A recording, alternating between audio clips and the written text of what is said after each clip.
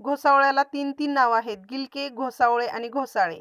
तर आज तेच मस्त हटके स्टाईल मी घोसावळे इथे बनवत आहे. तुमच्या इकडे याला काय म्हणतात हे मला कमेंट करून नक्की सांगा. तर मी इथे मस्त घोसावळे रानात जाऊन 10 ते 12 घोसावळे कोळे-कोळे वेलीवरती लोंबले होते, तोडून आणले आणि त्यातले 4 ते 5 मस्त चरचर वेलीवर चिरून घेतले. त्याच्या छोट्याशा फोडी करून घेतल्या आणि पाण्यात घालून ठेवले. त्यानंतर पाण्यात धुवून घेतले आणि चाळणीमध्ये निथळायला ठेवले. गॅसवरती कढई गरम करून त्यामध्ये तेल टाकले. ठेचलेलं लसूण भरपूर सगळा टाकायचा. लसूण छान परतायचा. लाल तिखट टाकायचं 2 चमचे.